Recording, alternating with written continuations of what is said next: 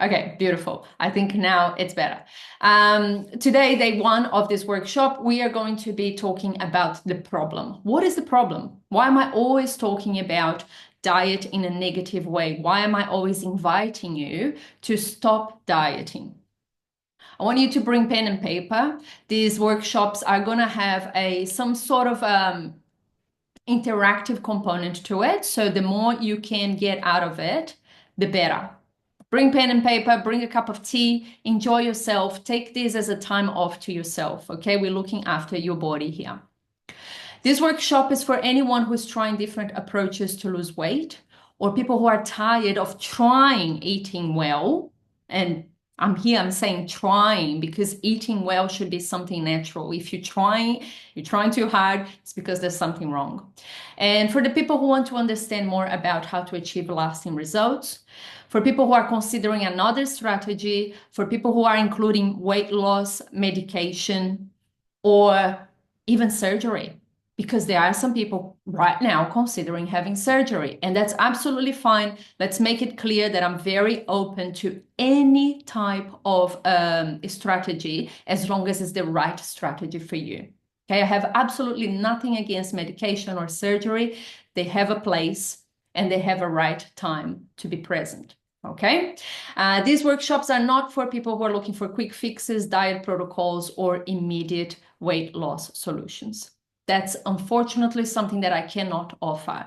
And if you are looking at any ads out there or any people promising you that, I want you to get the red flag up and run, because there's no such thing as quick fixes when it comes down to body. This workshop is not for people who don't want to change their habits, because we are going to work on habits. That's where the root cause of our problems lie. Most of the time, it's in our habits. We're going to demystify weight loss. We're going to talk about a puzzle that I want you to understand. You need to know more about this puzzle and all the little pieces in order to make things happen. And we're also going to touch a little bit on what's going to happen in the next few days. If you have any questions at any time, put on the question box. I'm happy to answer as we go. And firstly, I think most of you here, you know me. My name is Mariana Franco, if you don't know me. I'm a clinical and behavioral nutritionist. I'm a mentor and speaker. I am absolutely passionate about nutrition. And I'm also proudly swimming against the current in the world of diets and weight loss. It's very rare that you'll find someone who works with weight loss that tells you not to diet, to not buy products, to not put your money in the next fad. I swim against the current every single day in my clinic, and I'm very proud of that. I have a degree in health science, nutrition and dietetic medicine, but I also studied nutritional therapy with focus on eating behavior. And if you have worked with me, you know that I talk a lot about behavior, because behavior, once again, is in the root of our problems. And as you work with me through these workshops, you're going to understand why. So today, my one goal is to convince you to never diet again. And if I can get you to line up with me and agree with me on that one, I'm happy. I've done my job here. But why? Why am I against diet protocols? Why am I always bitching, pardon my French, why am I always bitching about diets? Let's put it this way. November and January, so there's 2 months in a year, they are the biggest months for the weight loss industry in the Southern Hemisphere.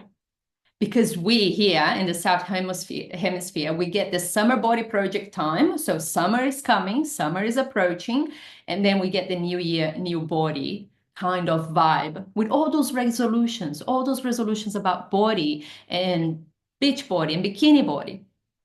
We see a huge increase in services and products that promise weight loss. I have a huge influx of clients in November and then in January, mid-January, late January. They forget about me in December and they come back.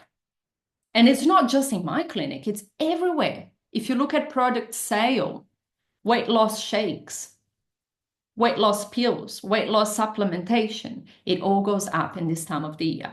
And we all jump in those fads, but when February comes, Little by little, we start forgetting about those resolutions that we did for the new year. We start forgetting about summer. It starts to get cold again. And then we put another layer on, and then we put a cardigan, then a jumper, and then, next thing is June, July, and we are under the blankets, watching TV, eating popcorn, drinking Coca-Cola. Because the habits don't go away. We just sweep them under the carpet when we are on that vibe that I want to change, I want to do things differently, I want to look different. And that's when the yo-yo effect comes in. The yo-yo effect that in Portuguese we call efeito sanfona. I think Sandra is from Portugal. I'm not sure if it's efeito sanfona in Portugal as well. But I love the idea. The sanfona shows exactly what it is. The accordion, you open, you close, you open, you close. And little by little, that starts breaking you. You may not notice. We're going to dive into this. But most important, what is the yo-yo effect telling you? What does it say? If you have any suggestions, put in the box, in the chat box. It's simple. The yo-yo shows that diets are not sustainable. If diets worked, we wouldn't have to jump on another one. We wouldn't have to go. Exactly. You lose and you put it again. Sandra is exactly right. You lose weight, you put it again. There's something wrong with that. If there was a proper fix, a proper solution, you wouldn't have to go back again and again and again. And if you think that weight fluctuation in the scales, just the weight going up and the weight going down is the biggest problem, I invite you to think twice. Because that number on the scales is just a surface. It's like if it was an iceberg, you just seen the tip of the iceberg. Underneath, there's so much more happening. And today I want to talk about the effect beyond the yo-yo effect in our health, in our well-being. Let's start with the physical health. How does the yo-yo effect affect our physical health? First of all, diets, they ignore the need for long-term health and well-being. So if someone has to go and stop eating carbohydrates or stop eating fats or exercising over time, this may show you results in that moment, but your body might be suffering with that. Your body might be suffering with calorie restriction. Your body might be tired. You might be getting food nutritional deficiencies because you're not eating properly, especially for people who are very active and work on their feet every day. All of a sudden they stop eating, they start exercising more. The body is asking for more energy, but you're actually feeding with less and less. So diets simply ignore your well-being. I never saw a diet, for example, that focuses on your mental health.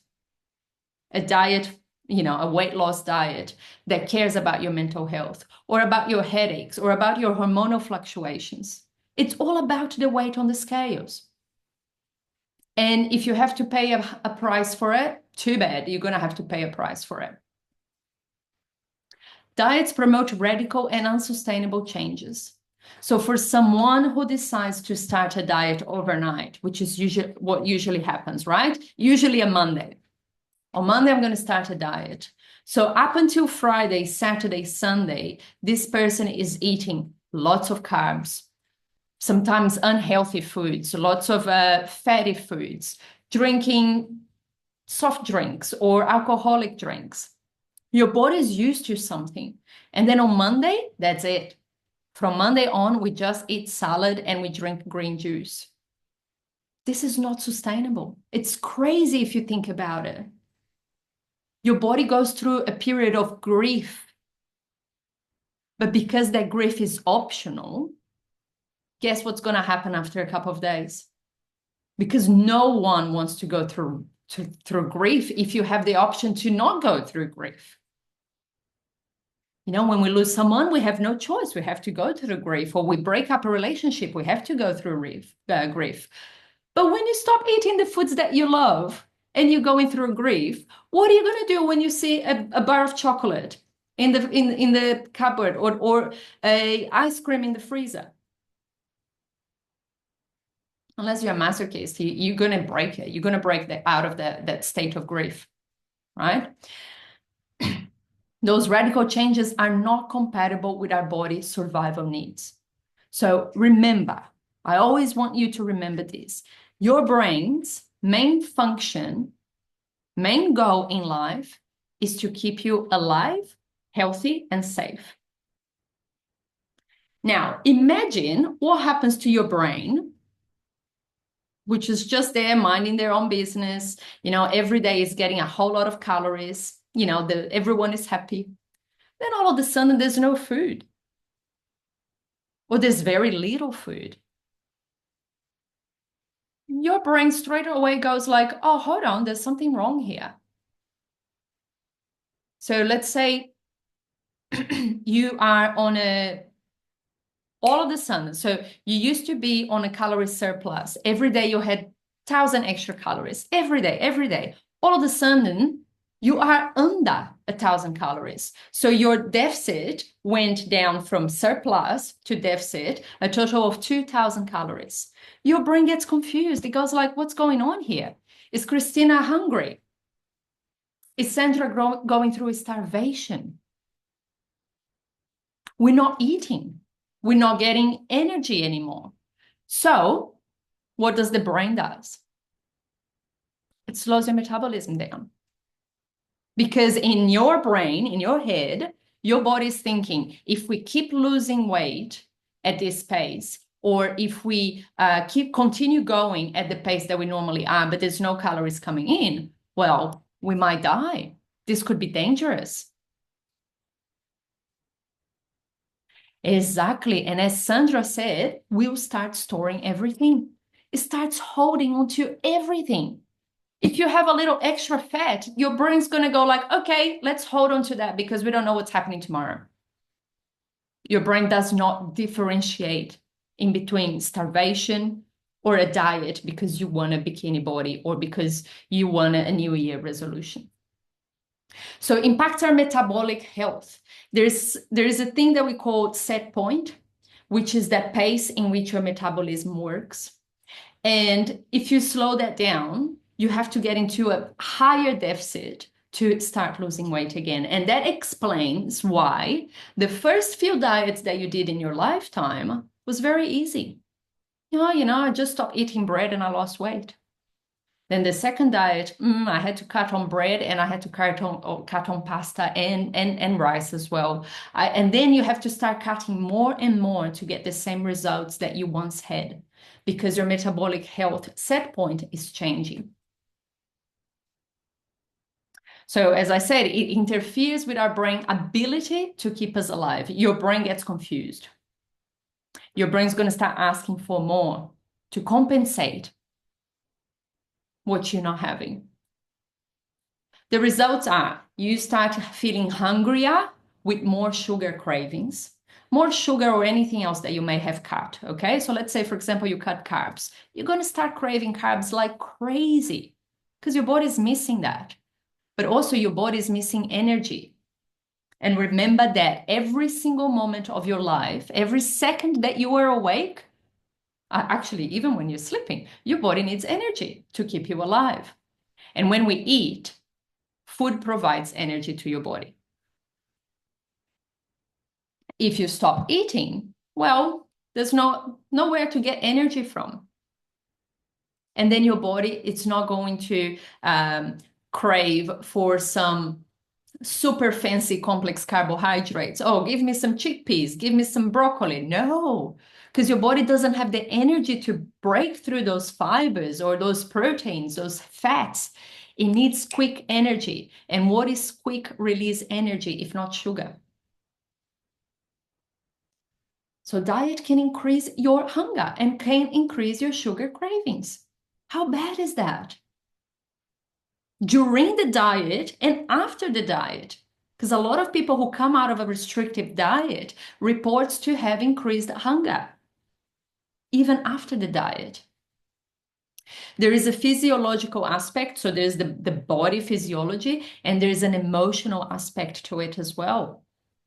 Because for some people who are highly attached to certain foods, let's say chocolate, for example, if you eliminate chocolate from your diet, you will crave that more and more on an emotional aspect as well. And what happens when you finally get your hands into a chocolate bar? You eat the whole thing. Your metabolism slows down, as we've already discussed. You get tired, you get cranky. And then the lack of motivation starts settling in. Because what's the point? What's the point of this life if you cannot have the foods that you love? Not to mention nutritional deficiencies, which is a big, big, big thing. Some people are actually deficient in nutrients because they're not eating properly, just for the sake of the number on the scales. And it doesn't stop in the physical body. There is an effect on mental health as well. The physiological and emotional stress of a diet, it's huge. Hunger, it's actually one of the worst stresses that you can put in your body. Put diet aside. Let's talk about actual hunger. There's only a few things that your body can handle. And there's some that you cannot handle. So you cannot go for too long without water. You cannot go for too long without air. You cannot go too long without food. Now, if you voluntarily put your body through hunger, look what you're doing. You're getting one of the things that the body doesn't handle well, and you're doing that to your body. Say, hey, you're not going to eat anymore. You're going to have to wait till tomorrow, or you're going to have to wait 24 hours. You're going to have to wait until my fasting is finished. You're going to have to wait until I have a bowl of salad because I'm not going to eat this. This is unhealthy. You start comparing yourself to other people, especially on social media. Huge thing, depending on who you're following.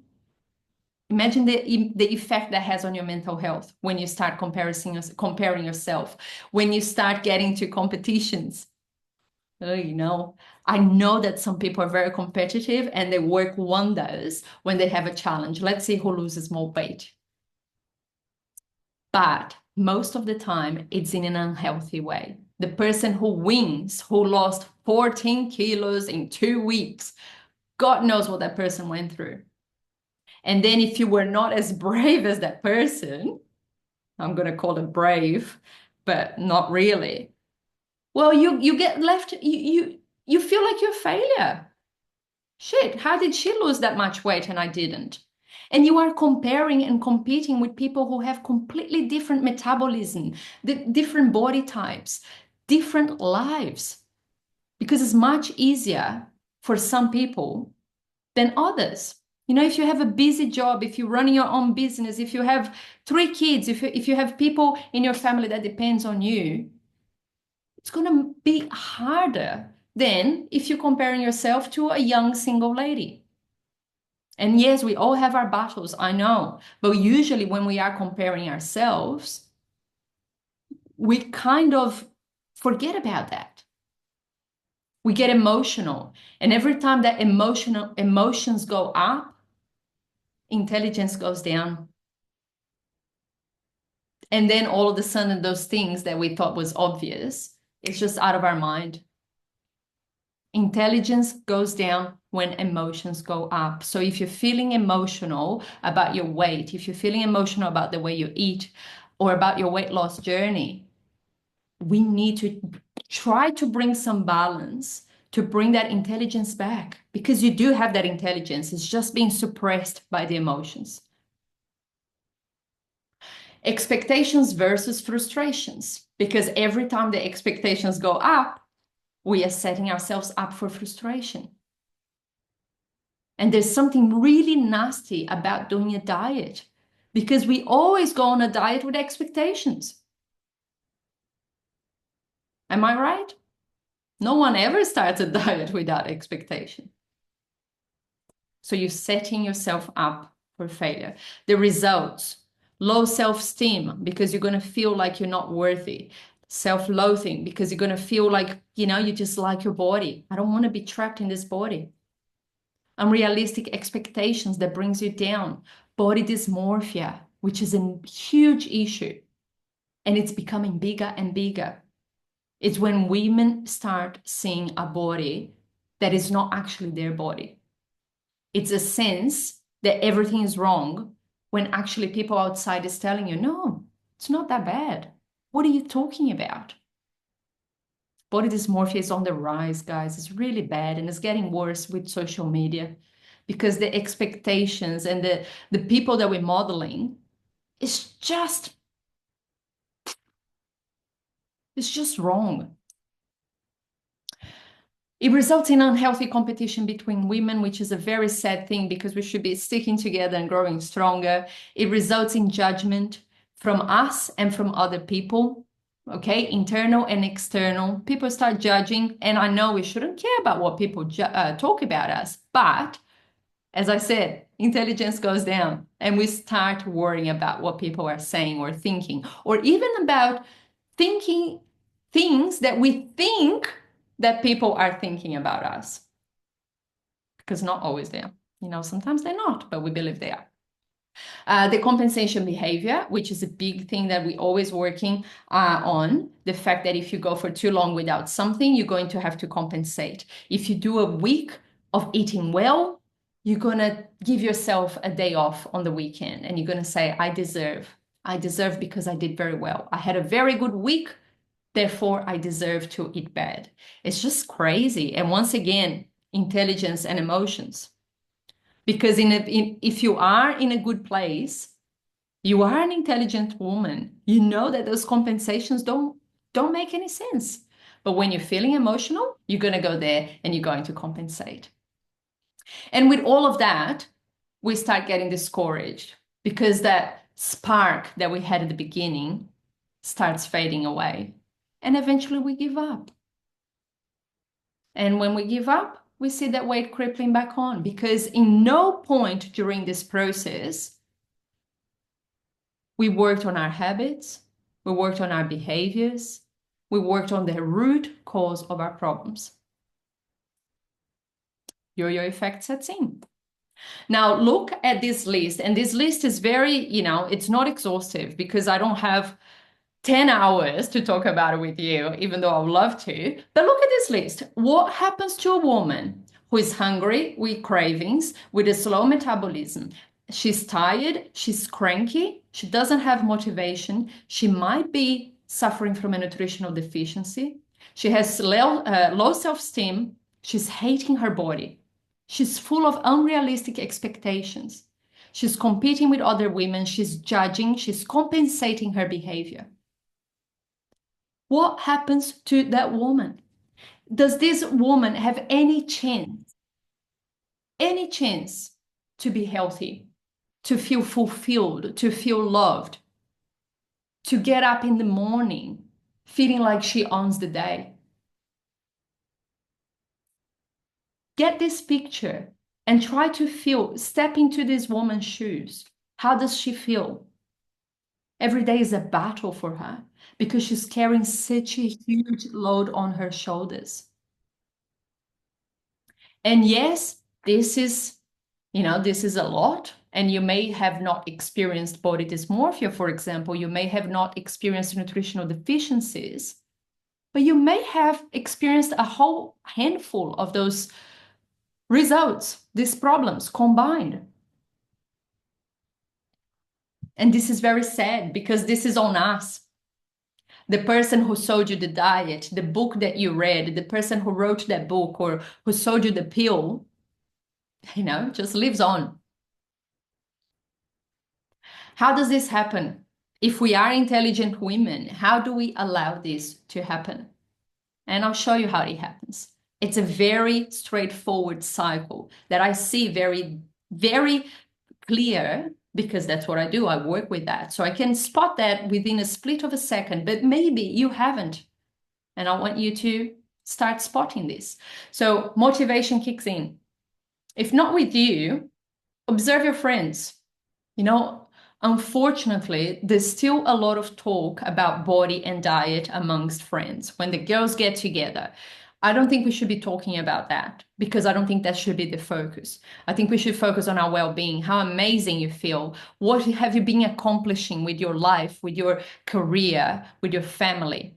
When is your next trip going to be? Unfortunately, there's still a lot of talk about body and diet. One day, I hope this will change. But first thing, motivation kicks in. Everyone's excited. You know that, this time I'm going to do it right. You put all the effort in, you go full time on the gym, you go shopping like, you haven't seen vegetables before, bring it all to the house, you batch cook, you cook, you do bulking cook for like 3 weeks. And then you start seeing the results because, of course, you're going to see results. Everyone that goes from the extreme of eating very poorly to eating very healthy, it's obvious that you're going to see initial results. Bear in mind that sometimes those results are dehydration, okay? Because if you stop eating carbs, carbohydrates molecules carry water with them. So if you cut carbs, you cut water as well. So a lot of the weight that you lose on a low carb diet on those very first few days is just water. It could be loss of muscle mass, which is terrible, terrible, especially if you are over 35. Over 35 years old, we should never be losing muscle. We should be always working on muscle quality and density. But anyways, you see your results regardless of what it is. It could be water, it could be fat, it could be muscle. It doesn't matter. The scales say that I'm losing weight, so I'm happy. Next, there's going to be a plateau. And the plateau is part of any weight loss process. Whether you're doing that in a healthy manner or in an unhealthy manner, at some point, things are going to slow down. Partially because of what I explained about the brain putting you in a state of hold on, you're losing too much weight too fast. Let's take it easy. And this is actually a good thing. The people who lose weight in a slow pace, it's more likely to keep it. Okay? Next, you start struggling to keep on going because it's inhumane. Not everyone was born to live on a carb-free diet or a fat-free diet or intermittent fasting. It might work for some people, but for most people, it doesn't work. So let's say, for example, you went on intermittent fasting. Intermittent fasting is nothing but a way of cutting calories because you go through a long period without eating. And then for some people, it's going to work. But for some people, it won't because they love having their dinner. They love having their breakfast. They cannot go for that long. They have headaches. They get moody during the day. Anyways, the struggle sets in. And then the cravings and temptations start going up. Then you start seeing that weight gain again. So you go from the plateau to a weight gain circle. And that's it. It closes here, the circle. You have the effect of sanfona, which I didn't translate. That's yo-yo diet, if you speak English. And this is the cycle that right now, as an intelligent woman, you are seeing that this is bad. This is so bad. But as an emotional woman, you get caught in that vortex and you don't even notice. And years may go past and you're going again and again and again. The problem is that the outcome pain stays with us because after that you feel like a failure, you feel ashamed, you feel regretful, you feel, you want to blame. You blame yourself, you blame your lack of motivation, your lack of everything. You blame yourself. And your relationship with food and with your body deteriorates. That's the worst part. It deteriorates terribly. The good news is that the problem is not with you. It's really not. And I'm not just saying that. You know me, when I have to, be a bit firm and tell you that you're doing it wrong, I'm here to do that. I'm going to tell you when you're doing something wrong. But generally speaking, this problem here is not with you. This problem here lies in the concept of dieting. Because today we know that 90 to 95% of the diets fail. It's huge. It's a huge number. And by that, I mean most people that lose weight through a diet protocol, it's going to regain their weight again. Some will regain some weight, the same weight, and some will regain more weight. The worst part is that we think it's our fault. And because we think it's our fault, we go and try again. Oh, because that time I wasn't committed. It wasn't the best time. I was changing jobs. I was too stressed. You will find a way of blaming yourself and get you motivated to start to try again. The diet industry, if you think about it, they have shaped the perfect scenario for profit and success. It's beautiful. Think through their eyes, through their business concept. It's just amazing. They don't have to do the work. The work is already done and is ingrained within us, especially for kids born in the 80s, 90s, early 2000s. Sadly, the previous generation didn't know what we know today. And even though our parents must have had, probably the best of the intentions, they set us up for that. Sometimes it's so ingrained, someone who, when you were 6 years old and you had that baby fat still in your body, and someone told you that you're never going to find a boyfriend if you continue like that. I have so many clients that tell me today in their 40s and 50s, they say, I was a chubby kid, I was a fat kid. And I ask them, I'm like, hold on just a second. If you look at a photo of you when you were young, did you really think you were fat? And they're like, oh no, not really. But that's what everyone told me. That's why mom took me to Weight Watchers when I was 7 years old. It's a real issue. Now tell me one thing, would you buy a car that has a 90 to 95 chance of letting you down? Would you put your money in it? And worse enough, if that car broke down, would you bring that car back to the dealer and say, can I have another one, please? Another one. Oh, but it comes with a 90% chance of breaking. Oh, no, that's fine. I think it was me. I'm going to try again. Do that. And if we don't do that with our money, with our material possessions, why do we do that with our bodies? We have been conditioned to think that the problem is us. So we continue doing it over and over again. We consume, we buy, and the industry just becomes richer and richer. It's one of the most wealthy industries in the world. And the numbers are growing ridiculously because of the most recent medications that are being more accessible for everyone. We have also been conditioned to believe that to lose weight, we have to stop eating. That you have to restrict your diet and increase your exercise to get results, when that actually just puts your brain in a state of panicking. We believe that healthy foods are boring. So losing weight equals suffering. Oh gosh, I need to eat steamed broccoli and chicken breast to lose weight. That's terrible. I wouldn't want to eat that. So you start creating those connections in your brain that eating healthy is a negative thing. But to get your body that you want, you have to go through a negative thing. Look at the kind of connections that you start creating. No pain, no gain, which means that you really have to suffer if you want to lose weight. And if you really want something, everything is possible. And for that, I put here in Portuguese, o foco for se fé, which is so bad because it puts again the blame on you because you don't have that, you don't have focus. You don't know what you're doing. But in truth, people who say that foco for se fé, it's enough to lose weight, it's not considering that you might have a slow thyroid, that you might have high insulin, that you might have a fatty liver condition, or that simply your body is different to theirs. So this is all myths. Like, this is not true.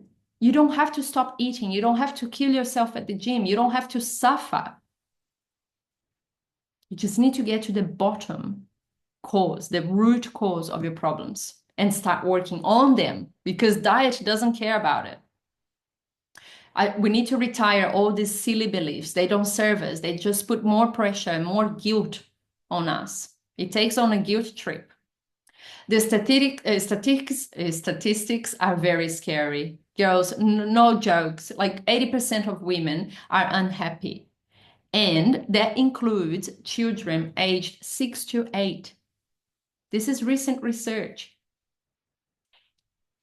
Now, how could a child at 6 years old possibly be unhappy about their body? This is so sad. The average age to start a diet is getting earlier, from 6 years old. I particularly haven't seen someone who started at 6, but I have people who started at 7, who started at 8. A very, very innocent trip to the endocrinologist or to the Weight Watchers meetings. Imagine what happens to the brain of that child that at that very early stage in life, which is when we are little sponges and we soak in so much information, that you say, your body's not okay. You have to change that. Some women spend their whole lives fighting the scale and with the mirror. Imagine someone living from 6 years old to 70 and their whole life on that cycle, that madness. I have all those sources here if you want to have a look. I'm not making those numbers up. Meanwhile, the dieting industry is laughing, making so much money. It's profiting for every single child that they convince that their body is not okay. This industry uses highly unethical practices, promises, special deals, before and after photos, which, by the way, are prohibited by most health associations. So my health association, for example, the Nutritionist Association, doesn't allow me to use before and after photos. If I get caught using before and after photos, I can lose my license. And I wouldn't use it even if I was allowed. I don't think it's ethical. But it makes me think, hopefully will make you think, what about all those before and after photos that you see online from nutritionists, from dietitians? Are they really registered professionals? Or if they are they acting according to their practice act of conduct, code of conduct? They probably don't care. Or maybe they're not what they claim to be. Comparison, because, those before and after photos, comparison, this person with that person, competition meets nutritional fear mongering, which is our terrorismo nutricional that I think shows, like, the word actually shows what they do with us. And of course, these days, data and image manipulation. AI is out of control. It was bad before with Photoshop. Imagine now what it is like with filters on Instagram. Because I do a lot of videos and I edit a lot of videos. And my editing app has the options to thin my nose, to make my nose smaller, my lips bigger, my eyelashes, my hair, my face, my body. It can change my body shape. It's bizarre. It's bizarre because we start living in a world where we spend so much time on our phones, but most things that we see on the phone, it's not real. And in our brain, we start thinking that that's the new norm. And then when you look in the mirror, you think to yourself, what the hell? Why don't I look so amazing like everyone else out there does? It's crazy, especially for the younger generation, because anyone who is 30 plus, we still lived in a different time and we still have the ability to understand a little bit. But if you are growing now, if you're growing up now, if you're a teenager now, if you're a child now, girls, if you have kids at home, be aware of that. Once again, the results. A whole bunch of problems that we don't have. They convince us that we have a problem, but we actually don't. or problems that we shouldn't have, because then we create trouble, we create problems to ourselves. Low self-esteem, again, how many times we've seen that? Low self-confidence, vulnerability, we start becoming fragile and vulnerable, and we start hating ourselves. And that's why I decided to swim against the current. And I don't care. You can tell me whatever. You have no idea how many reps call me, sales reps from drug companies, from supplement companies, from what do you call affiliate programs. Hey, you can sell our program and you get 10% of it if you for each client that you sell. No, thank you. I'm happy to swim against the current because I decided that I was not going to join the dark side of the force. I don't want to. And that's me being very honest. I don't think I could live with myself. Anyways, I invite you to do the same. Whether that's for you or for someone who you live with, kids at home, or for the next generation.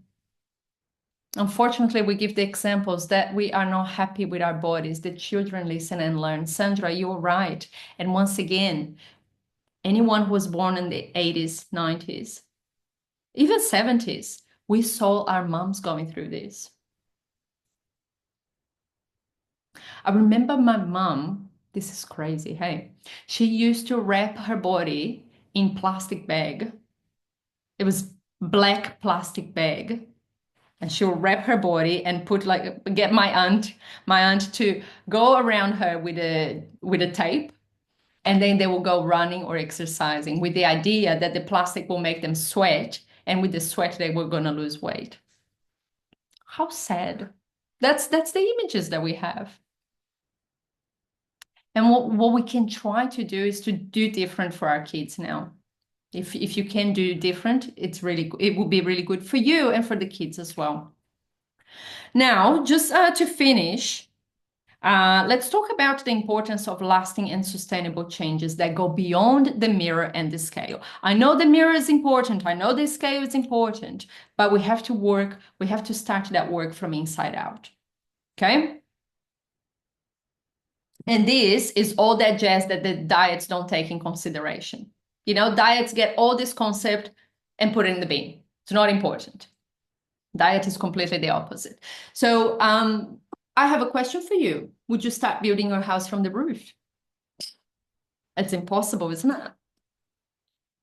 Would you use only bricks to build your house? It wouldn't work either, right? You don't have doors, you don't have frames, in any thunderstorm, everything's going to go down.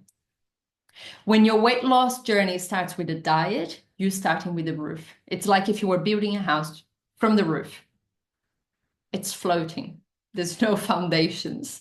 There's nothing to keep it up high. And when you start your journey by counting calories, you're only using bricks.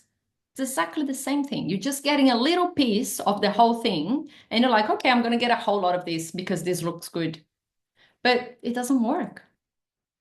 And that's when I bring you that puzzle. And that puzzle, it's what's going to help you to build a house with foundations. Okay, I want you to take note. Nutrition and lifestyle, it's something that we always have in mind because we were told you have to eat well, you have to stop eating, you have to exercise. That's easy. Easy as in everyone knows that.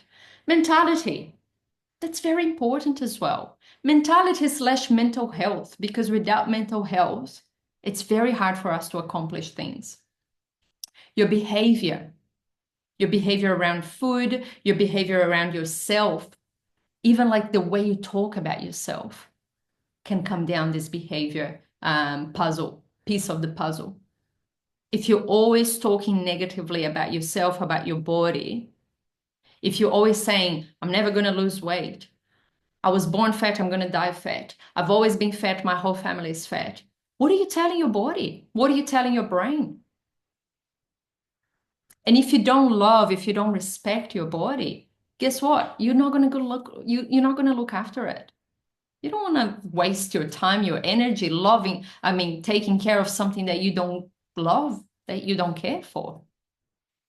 Organization is another piece of the puzzle. If you're always running against the clock, if you're losing all your battles every single day because you have not organized yourself, guess what's going to happen?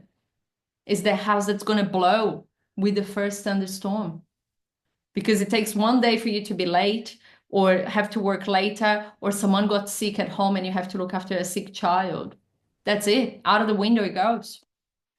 Planning, same thing. Planning and having your plan, your game A, your plan B, your plan C. I did this work with Christina recently. I'm very proud of her because she has a whole lot of plans now, a lot of backup plans, if you will, because things do go wrong all the time, every day. Our beliefs, the simple belief that I just mentioned before, what I hear a lot of people saying, it's genetic. It's on me. It's in me. It's my DNA. And there are some gene snippets that can cause weight gain, but research shows that they are very, very rare. Okay, so we cannot get it out of the picture. But usually what we have, it's a family with poor eating habits or poor relationship with food and body. And then you just soak that in and you take it on with you. Your routine, your support network, what are the people who are around you? Who are you surrounding yourself with? Your environment. Are you living in a house that is full of junk foods? And then every time that you step in the living room or the kitchen, someone is eating junk food, drinking alcohol. There's soft drinks everywhere. Every single door that you open, there's unhealthy food screaming at you. Your self-knowledge, it's very important to know about you, about what works for you. What are your very particular things? What are your weaknesses? What are your strengths? How can you use them in your favor? And self-compassion as well, which is very important. Girls, remember that picture that I told about that woman who had all those issues going on? She's tired. She's anemic. She's unhappy. She has low self-esteem. Girls, if you are sitting anywhere close to that picture, you need to have compassion. You need to be very compassionate with yourself. Be kind. Don't be judgmental. Yeah, there's so much more, guys. There's so much more. Patience is a big one that I didn't put here. You need to be patient. Things don't happen overnight. Think about it. How many years took you to be on this very place that you are right now? It could have been months, it could have been years, sometimes decades. If it took so long for you to arrive where you are, we have to be patient because it's not going to be overnight that we're going to be able to reverse all that damage. And when I'm talking damage, I'm not talking about the number on the scales. I'm talking about this whole picture. If you don't have all these puzzles, that's it. It's just a matter of time. Your house is going to blow away. You don't have the foundations. And my question to you is, what do you want for your future? Okay, you have two choices here. What do you want for your future? I want you to start seeking more than visible results, those ones that start from inside. Focus on the internal and environmental changes around you that results in improvements of your health and your quality of life. I'm talking physical health, I'm talking mental health. I need you to be in a good space, mentally speaking. I need you to have energy so you can make things happen. I need you to be organized with a healthy routine where there's time for yourself. When was the last time that you had me time and you did nothing? When was the last time you looked after yourself? When was the last time that you were able to get a slot of time to go to the kitchen and cook a whole bunch of foods that's going to nourish your body?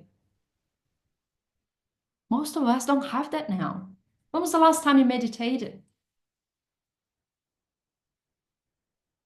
Or you went for a walk, you went for a dance class.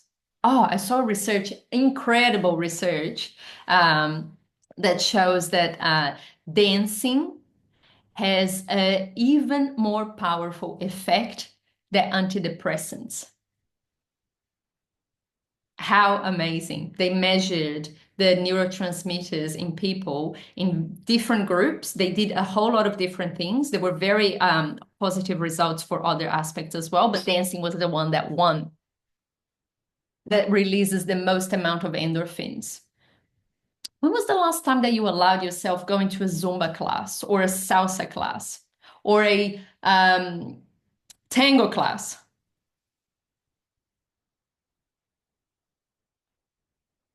Would be nice, wouldn't it? It makes you happy. It makes you happy. It helps you burning calories as well. So you are losing weight. When you're looking after your mental health, it's just a domino effect. Okay? Build your foundations, make them strong. Forget about this dieting thing. We still need to eat well, okay? Nothing that I said here today should make you think that you can eat whatever you want, however much you want. It's not what I'm saying. We're going to talk about it tomorrow. We're going to be a bit more, we're going to go a bit deeper on what are the things that we should be working on. And you're going to see that we're going to shift the focus a little bit outside the plate, and we're going to work on the other aspects. Most importantly, I want you to improve your relationship with food, because food is something that will be part of your life forever. As long as you are alive, you're going to be eating. Now, if you eat 3 to 6 times a day, 365 days a year, that's 1,000 to 2,000 times a year that your brain is going to come in contact with food. If eating is a struggle for you, if every time you eat, those voices in your head start going bananas, multiply that by the number of years that's ahead of you. Imagine 2,000 times 50 years that you have. What a hell of a life. You don't deserve that. Imagine how much you could accomplish in life if you were not worried about the diet, if those voices were not driving you bananas. Dieting protocols deteriorate your relationship with food. And that's why I swim against the current. And that's why I invite you to do the same. And that's why today, when we started, I said that my only goal today was to convince you that diet protocols are not the way to go. I hope I have accomplished that goal. And I hope you talk about it. I hope you go and tell your girlfriends about it, because sadly, most people don't know that. I'm part of some groups on Facebook because, it's my work. I'm always like, reading what's going on. I want to understand what's going on out there. So I read a lot of people telling about their experiences. And I know there's a lot of women out there that are starving. They are on shake diets, Lady Shake, OptiSlim. They hate it. And they say how horrible it is. And they also say that they cannot wait until it's over. But come on, girls, what is to be over? You're going to eat forever. You have to learn how to eat well, because this is forever. Now, your homework, you have a little workbook. You have some reflection to do. I want you to reflect tonight. How have you been treating your body? Are you a victim of the diet industry? When did that start? When was the first time you came in contact with the diet? When is the first memory that you have that you were not happy with your body? Was it a comment from someone else? Was it something you saw on TV? When did you get trapped in this cycle? How's your relationship with food? Do you feel guilt? Do you feel remorse? Do you feel scared? Do you feel anxious when you think about food? If someone invites you right now to come to a birthday party in a pizzeria, how are you going to feel about it? Think about it, reflect, put it on paper. There's a little workbook. Those questions are in the workbook. And in the workbook, you're also going to find the exercise that we're going to work with tomorrow. We're going to work with some practical strategies. And if you bring that either printed or if you have it open in your computer so you can follow me by hand, and you can do it by hand as well if you don't have a printer. Okay, girls, I don't know what time it is. It's 8:30. Wow. Tell me about being on point. 1 hour, exactly what I had planned. But I'm very happy to open our conversation. If you want to say something, if you want to share something with me, I'm here for you.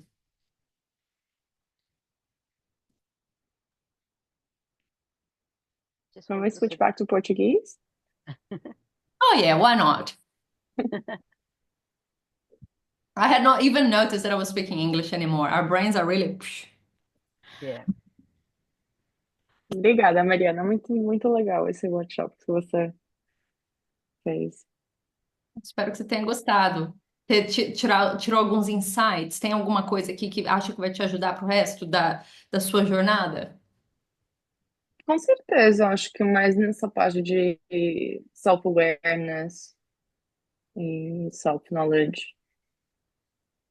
Good. Excellent. Sandra? É. Não, é bastante agradável, de ouvir, mas at the same time recognize that we always blame ourselves for everything, not on purpose, not thinking about what we do. Yeah. And then now that my daughter is 26 years old, Mm-hmm. she's telling me, you always did the same. You always talk about you, that you're not happy this, you're not doing, like, you don't like your body and this and that. And then we're not doing on purpose, Yeah, I know. but we do that and this,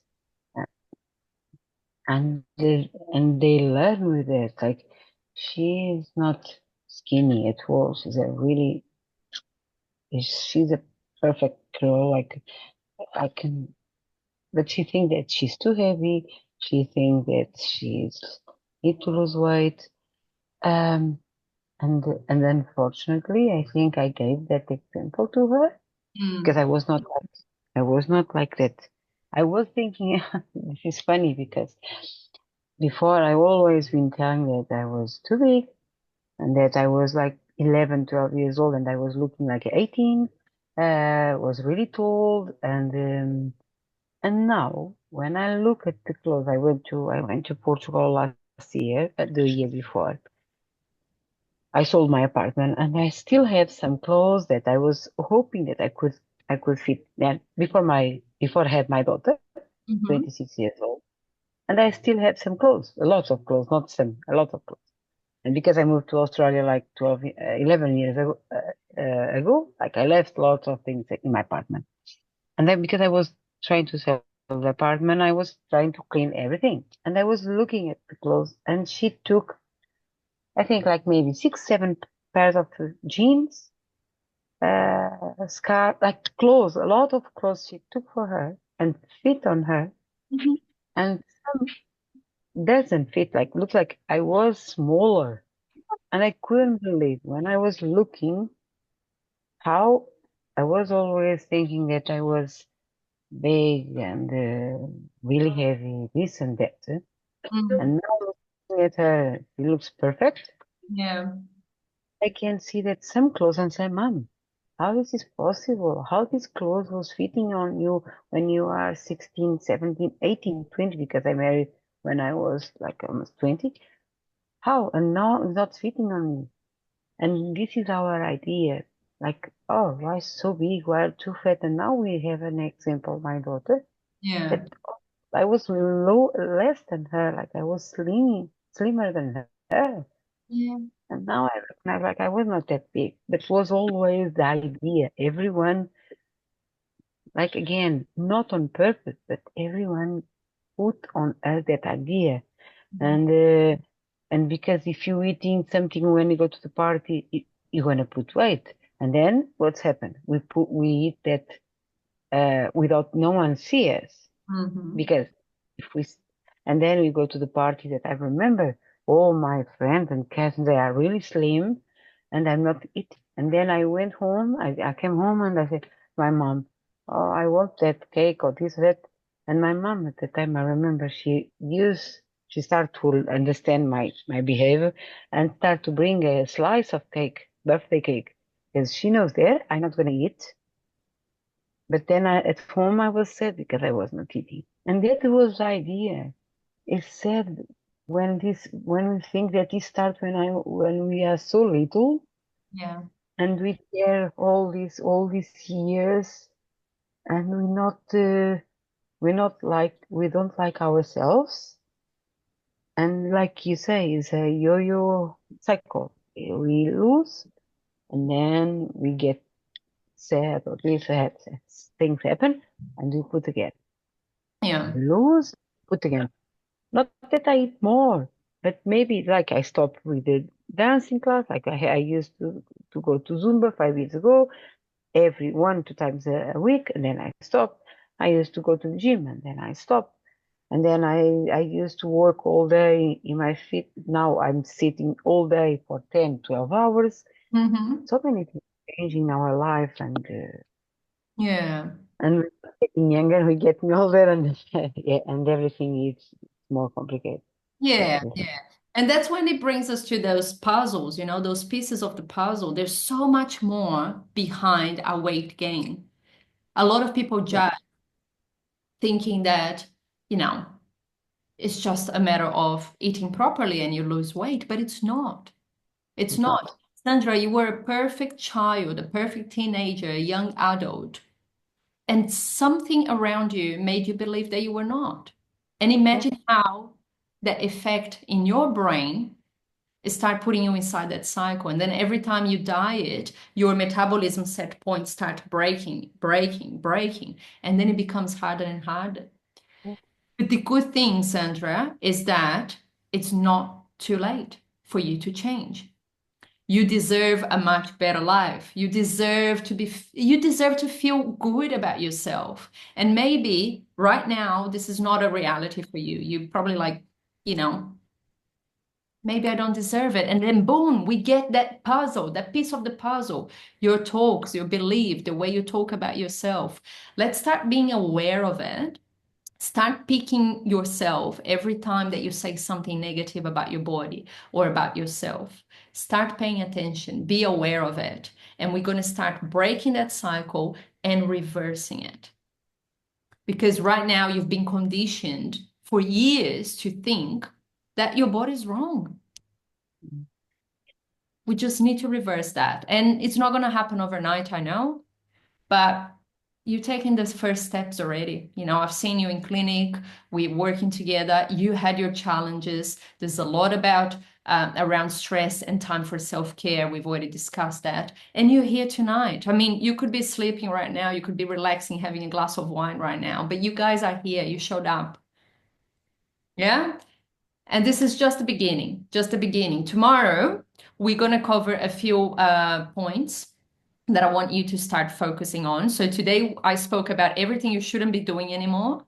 Tomorrow I'm going to start talking about things that we should be doing. And then, I think it's going to have a more positive note. But if that brought some emotions to you, just do some journaling. Just get a piece of paper, put your thoughts in paper. Bring it to me when we see each other in clinic. For either, anyone who is watching this recording or that you're present here, if that brings emotions up, put it in a paper and bring it to me. Okay? Girls, we're lovely to have you here. I'll see you tomorrow at the same time then. All right. Thank you. Yes, we will Beautiful. Bye. be here. Thank you. Bye. Thank you very much. See Thank you. you soon. Good night. Bye. Good Bye. night.